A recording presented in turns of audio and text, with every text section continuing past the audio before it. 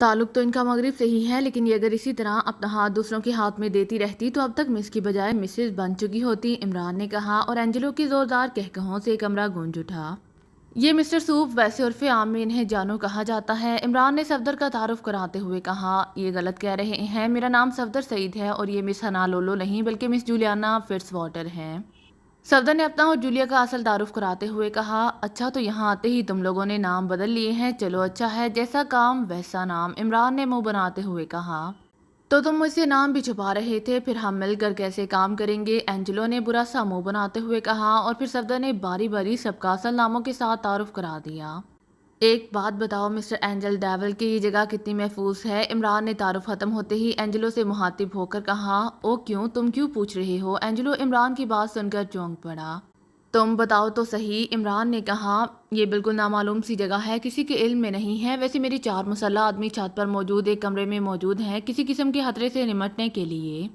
لیکن تم کیوں پوچھ رہے ہو، کیا یہاں آ کر تم نے کچھ محسوس کیا ہے، اینجلو کے لہجے میں گہری پریشانی کے آثار نمایاں تھے۔ سامنے والی عمارت کی دوسری منزل کے کمرے میں مجھے اندھیرے میں 2 انسانی ہیولے نظر آئے ہیں، ان کا انداز ایسا ہے جیسے وہ اس عمارت کی نگرانی کر رہے ہوں، عمران نے جواب دیتے ہوئے کہا۔ او یہ کیسے ہو سکتا ہے، ایسا ہونا ناممکن ہے، اینجلو نے حیرت بھرے لہجے میں کہا، پھر اس نے درمیان میں رکھی ہوئی میز پر موجود انٹرکام کا ریسیور اٹھا لیا۔ کیونکہ اشلم عمران اور اس کے ساتھیوں کو یہاں چھوڑ کر واپس چلا گیا تھا۔ یس سر، انٹرکام اٹھاتے ہی دوسری طرف سے ایک بھاری آواز سنائی دی۔ کارگل پوائنٹ کی حفاظت کا کیا انتظام ہے، عمارت کی نگرانی تو نہیں ہو رہی، اینجلو نے سخت لہجے میں کہا۔ سر، ہمارے 4 مسلح ساتھی اوپر چھت پر موجود ہیں اور نگرانی کا تو سوال ہی پیدا نہیں ہوتا، کارگل نے کہا۔ اس پوائنٹ کی سامنے والی عمارت کی دوسری منزل پر کچھ افراد دیکھے گئے ہیں، انہیں چیک کراؤ، اینجلو نے کہا۔ بہتر جناب، دوسری طرف سے کارگل نے جواب دیا اور اینجلو نے ریسیور رکھ دیا۔ تم فکر نہ کرو، کارگل بے حد ہوشیار آدمی ہے، اینجلو نے کہا، لیکن دوسرے لمحے کال بیل بجنے کی آواز سنائی دی۔ یہ کون آ گیا ہے، او اچھا، ایشلم ویگن چھوڑ کر واپس آیا ہوگا، اینجلو نے اپنے سوال کا خود ہی جواب دے دیا۔ لیکن پہلے تو ایشلم نے 3 بار مخصوص انداز میں کال بیل بجائی تھی، مگر اب صرف ایک بار بیل بجی ہے، عمران نے کہا۔ ارے ہاں، اس بات پر تو میں نے غور ہی نہیں کیا، اینجلو نے چونکتے ہوئے کہا، اور عمران کے چہرے پر ایسے تاثرات ابھر آئے جیسے اسے اینجلو سے شدید مایوسی ہو رہی ہو۔ کیا یہ تمہارا ہیڈ کوارٹر ہے، کیا ہم یہاں اطمینان سے آئندہ پروگرام کا لائحہ عمل تیار کر سکتے ہیں، عمران نے ہونٹ چباتے ہوئے اینجلو سے مخاطب ہو کر کہا۔ لیکن اس سے پہلے کہ اینجلو اس کی بات کا جواب دیتا، اچانک انہیں اپنے کانوں کے پاس ہی خوفناک دھماکوں کی آوازیں سنائی دیں، انہیں ایک لمحے کے لیے یوں محسوس ہوا جیسے انتہائی خوفناک زلزلہ آ گیا ہو، اور پھر مشین گنوں کی ترتراہٹ سے فضا گونج اٹھی، سامنے کے رخ کے ساتھ ساتھ پچھلی طرف سے بھی گولیوں کی آوازیں سنائی دے رہی تھیں۔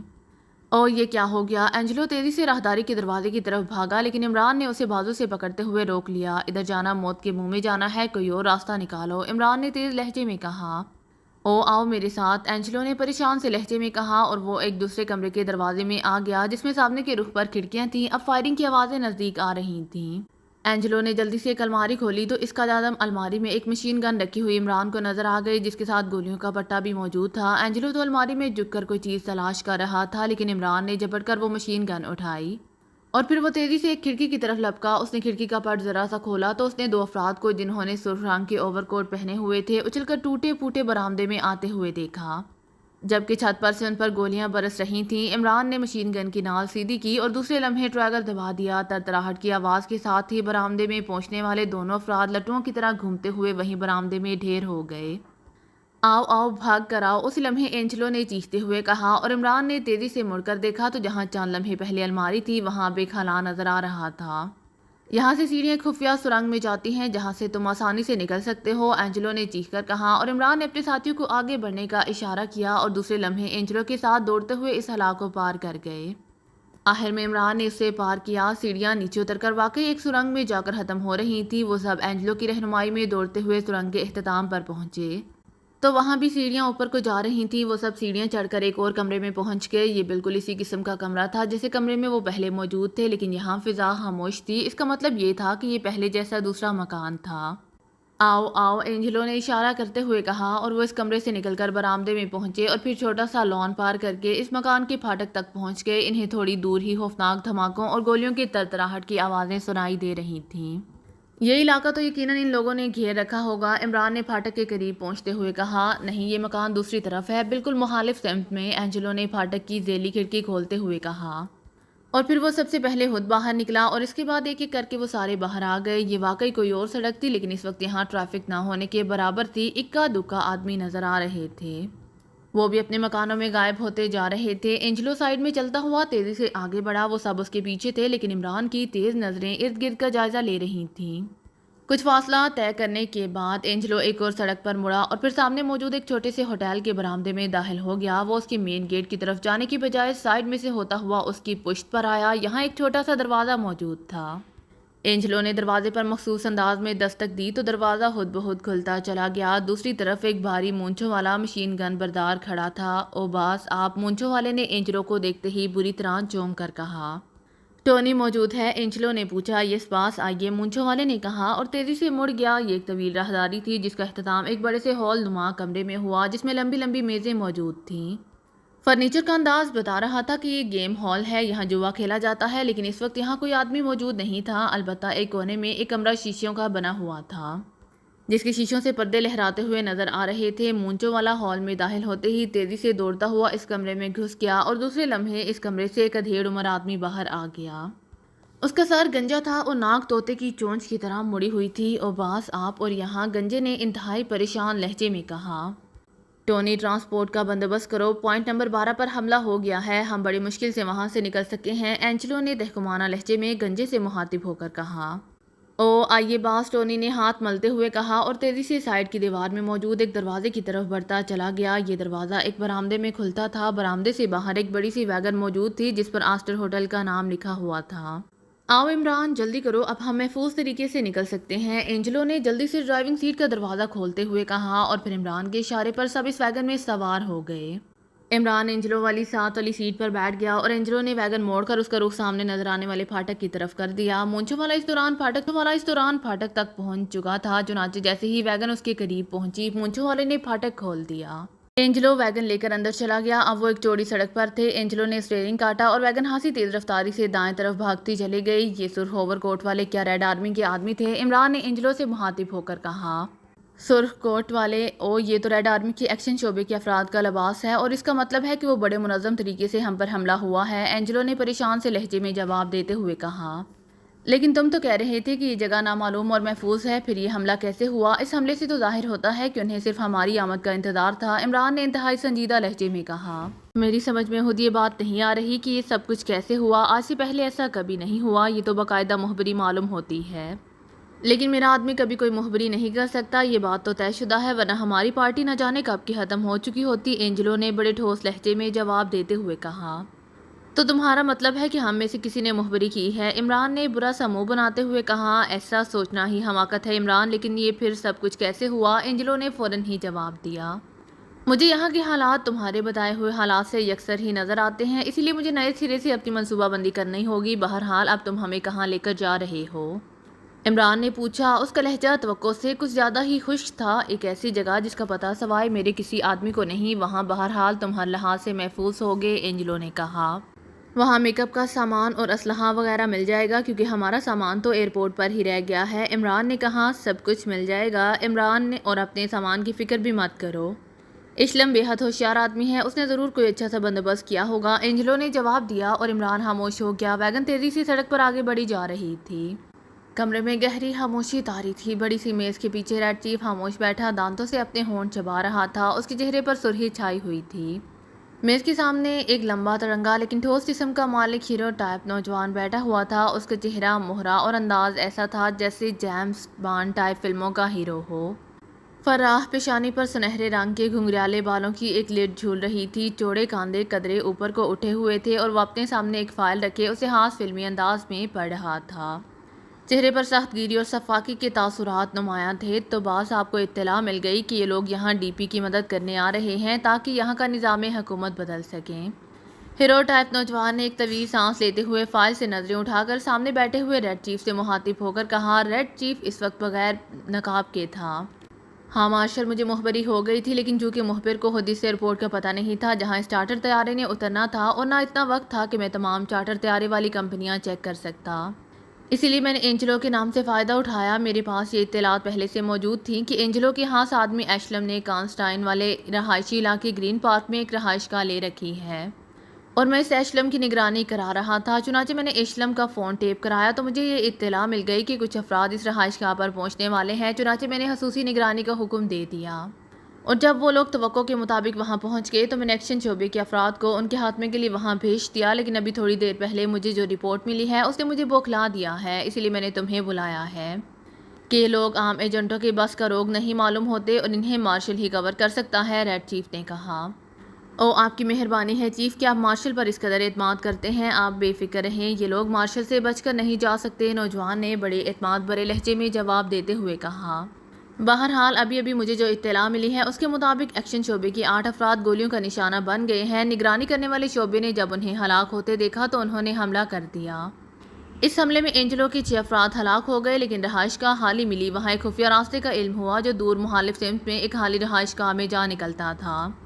مطلب یہ کہ وہ لوگ فرار ہو گئے اور اب معلوم نہیں کہاں ہوں گے، ریڈ چیف نے سر ہلاتے ہوئے کہا۔ لیکن وہ آپ کا مخبر کہاں ہے؟ اس نے کوئی اطلاع نہیں دی، مارشل نے پوچھا۔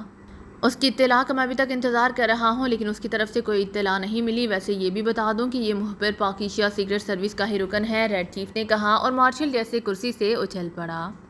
کیا مطلب؟ کیا ان کا اپنا آدمی غداری کر رہا ہے؟ مارشل کے چہرے پر شدید حیرت کے آثار نمایاں تھے۔ ہاں، اور یہ اتفاق ہے کہ ہمیں اس آدمی کی خدمات حاصل ہو گئیں۔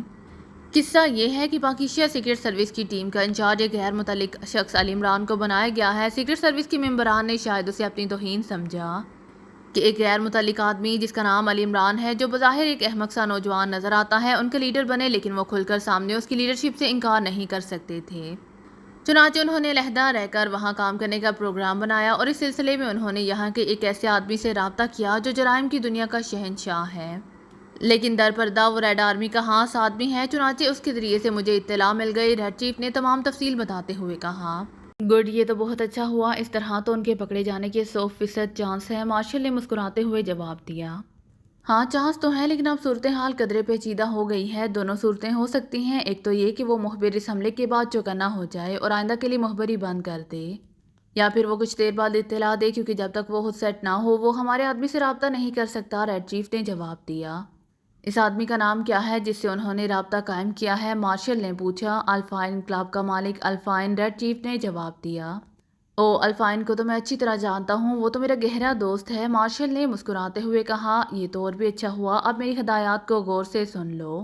یہ کیس میں تمہارے حوالے کر رہا ہوں۔ پاکیشیا سیکرٹ سروس کی کارکردگی کی دھومیں پوری دنیا میں ہیں، یہ لوگ انتہائی ہوشیار، چالاک اور ذہین ہیں۔ بڑی بڑی تنظیمیں ان کے مقابلے میں ناکام ہو چکی ہیں، اسی لیے تم نے انتہائی احتیاط سے سب کام کرنا ہے۔ مجھے ان سب کی لاشیں چاہیے، اور تم نے انہیں کیسے لاشوں میں بدلنا ہے یہ سوچنا تمہارا کام ہے۔ تم ہر وہ حربہ استعمال کرنے کے لیے آزاد ہو جو تمہاری سمجھ میں آئے۔ پوری ریڈ آرمی کو میں ریڈ سگنل دے دوں گا، سب تمہارے ساتھ مکمل تعاون کریں گے۔ الفائن کو بھی میں ہدایات دے دوں گا، وہ بھی تمہارے ساتھ پورا تعاون کرے گا، لیکن یہ کام جس قدر جلد ممکن ہو سکے ہو جانا چاہیے، ریڈ چیف نے کہا۔ آپ بے فکر رہیں باس، مارشل کا اپنا گروپ ہی ان لوگوں کے لیے کافی ہے۔ البتہ الفائن کو اب ضرور ہدایات بھیج دیں، میں اس سے خود ہی رابطہ قائم کر لوں گا، مارشل نے اعتماد بھرے لہجے میں کہا۔ اوکے، اب تم جا سکتے ہو، مجھے روزانہ کی کارکردگی کی پوری رپورٹ ملتی رہنی چاہیے، ریڈ چیف نے کہا، اور مارشل ایک جھٹکے سے اٹھ کھڑا ہوا۔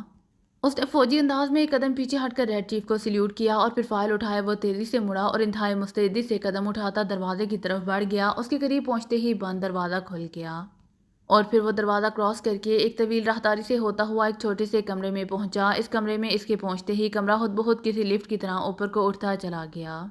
یہ سارا کام خود بخود ہو رہا تھا۔ مارشل کو علم تھا کہ ریڈ چیف خود اسے کنٹرول کر رہا ہے، کیونکہ پورے کاسٹریا میں مارشل واحد آدمی تھا جس کے سامنے ریڈ چیف بغیر نقاب کے آتا تھا، اور صرف وہی آدمی تھا جو ریڈ چیف کے ذاتی دفتر میں داخل ہو سکتا تھا۔ مارشل ریڈ آرمی کا سپر ایجنٹ تھا۔ اس کا گروپ آج تک کسی بھی مشن میں ناکام نہیں ہوا تھا۔ اس کی وجہ یہ تھی کہ مارشل بذات خود بہترین ایجنٹ ہونے کے ساتھ ساتھ اس نے اپنے ساتھ 10 افراد کا گروپ بنایا ہوا تھا۔ وہ سب اپنی اپنی جگہ ہر فن مولا قسم کے افراد تھے، انتہائی بے جگر لڑاکے، سچے نشانہ باز، انتہائی پرسیلے ذہین، اور کسی نہ کسی فن کے خصوصی ماہر تھے۔ اور مارشل اکثر فخر سے کہا کرتا تھا کہ اس کے گروپ کا ایک آدمی دوسرے ملک کی پوری سیکرٹ سروس پر بھاری ہے۔ آج بھی جب ریڈ چیف نے مارشل کو اپنے ذاتی دفتر میں طلب کیا تو وہ سمجھ گیا کہ کوئی خصوصی نوعیت کا مشن اسے سونپا جانے والا ہے، لیکن اب واپس جاتے ہوئے وہ اور زیادہ مطمئن تھا، کیونکہ جو مشن اسے سونپا گیا تھا وہ اس کی نگاہ میں اب تک کے تمام مشنوں سے انتہائی آسان اور سادہ تھا۔ 8-10 اجنبی افراد کو کاسٹریا میں ڈھونڈ نکالنا اور پھر ان کو قتل کر دینا۔ کوئی ایسا مسئلہ نہیں تھا جو اس کو پریشان کر سکتا، اور پھر جب ان میں سے ایک آدمی اپنے ہی گروپ کے خلاف غداری بھی کر رہا ہو، چاہے یہ غداری لا علمی کی بنا پر ہو رہی ہو یا کسی اور وجہ سے، بہرحال اس سے مارشل کا کام اور بھی زیادہ آسان ہو گیا۔ چنانچہ اس نے فیصلہ کر لیا تھا کہ وہ یہاں سے نکل کر سیدھا الفائن کلب جائے گا اور الفائن سے ملے گا۔ اگر اس کے پاس مزید کوئی اطلاع ہوئی تو اس کے مطابق اپنا آئندہ لائے عمل ترتیب دے گا، ورنہ وہ خود انہیں ڈھونڈنے کی کوشش شروع کر دے گا۔ لفٹ کے رکتے ہی دروازہ کھلا اور مارشل ایک پتلی سی راہداری میں سے ہوتا ہوا برآمدے میں پہنچا، جس کے سامنے ایک کھلے پورچ میں اس کی سپورٹس کار موجود تھی۔ سپورٹس کار کی ڈرائیونگ سیٹ پر بیٹھ کر اس نے کار کو موڑا اور اسے سامنے لان کے آخری کونے میں موجود پھاٹک کی طرف دوڑا دیا۔ جیسے ہی اس کی کار پھاٹک کے قریب پہنچی، پھاٹک خود بخود کھل گیا اور کار باہر سڑک پر آ گئی۔ مارشل نے کار کا رخ دائیں طرف کر دیا اور پھر اسے پوری رفتار سے بھگاتا چلا گیا۔ مختلف سڑکوں سے گزرنے کے بعد وہ جلد ہی الفائن کلب کی شاندار عمارت کے سامنے پہنچ کر رک گیا۔ یہ عمارت 2 منزلہ تھی اور کلب ہر قسم کی گیمز کے لیے مشہور تھا۔ اس کا مالک الفائن کاسٹریا کا زیر زمین دنیا کا شہنشاہ کہلاتا تھا، کیونکہ اس کا وسیع و عریض گینگ پورے کاسٹریا کے جرائم پر چھایا ہوا تھا۔ الفائن کا ذاتی اثر و رسوخ بے پناہ تھا اور کاسٹریا کے اعلیٰ ترین حلقوں میں اس کا مکمل عمل دخل تھا۔ مارشل نے کار ایک طرف پار کی اور پھر نیچے اتر کر چابیوں کا گچھا اپنی انگلی میں گھماتا ہوا کلب میں داخل ہو گیا۔ اس نے کاؤنٹر پر کسی سے بات کرنے کی ضرورت ہی محسوس نہ کی، بلکہ وہ سیدھا ہال کراس کر کے دائیں سائڈ پر بنی ہوئی ایک پتلی سی گلی سے ہوتا ہوا آگے بڑھتا چلا گیا۔ اس گلی کے اختتام پر سیڑھیاں اوپر جا رہی تھیں جو الفائن کے دفتر تک جاتی تھی۔ سیڑھیوں کے پاس 2 مسلح افراد موجود تھے جنہوں نے مارشل کو دیکھتے ہی مؤدبانہ انداز میں سلام کیا۔ وہ مارشل اور الفائن کے گہرے تعلقات سے اچھی طرح واقف تھے۔ تمہارا باس موجود ہے؟ مارشل نے ایک آدمی سے مخاطب ہو کر پوچھا۔